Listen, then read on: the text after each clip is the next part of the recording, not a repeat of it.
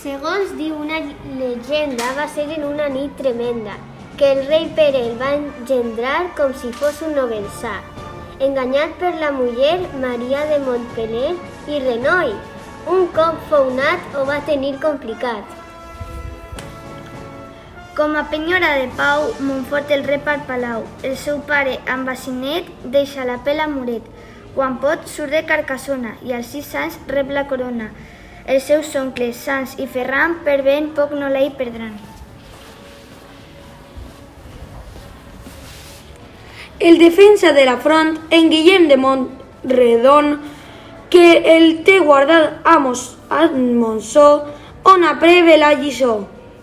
Tot i ser un adolescent, li munten el cansament. A l'innord de Castella, la seva tendrà costella.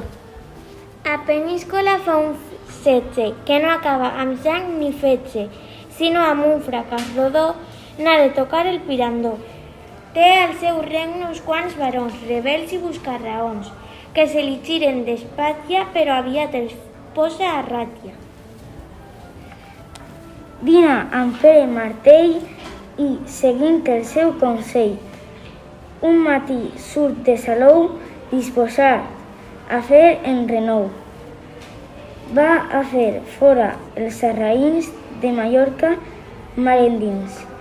Desembarca a Portopí i es comença a obrir camí. Tot i la gran sotragada de la mort del dos Montcada, assetja la capital, es farà seu al final.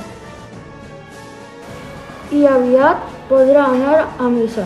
A Menorca, que no avisa la conquesta i estava l'estat redona i torna per Tarragona. Blasco d'Aragó, el trampella, Saponera de Morella. Elxa me recomana que sotmeti a Borriana. Així ho fa i es casa un dia amb Naviolant d'Hongria. Coratjós, amb paciència, se'n va a conquerir València. I deixa fent la viu-viu, orenetres dintre el niu. Des del Puig emprèn l'atac i València acaba el sac. Des del Xúquer fins al Roïnar, tothom se li cau la boina. Cau en Xàtiva i Alzira com aquell que va a la fira. La campanya militar cessarà en caure aviat, l'últim feu del nou país, que ara és tot un passadís. Que a bombola com germans els països catalans, així que Múrcia pot prendre, regala el regle i el seu gendre. De Corbeil en un tractat, de surt com gat escaldat. Gairebé el papa a Lió l'anomena emperador. El Sarraxell musulmà no para de guerrejar fins que el setge d'Alcoi el derrota el nostre heroi. Com qui fa una sardinada, organitza una croada i se'n torna cap a Alzira, és ací on es retira.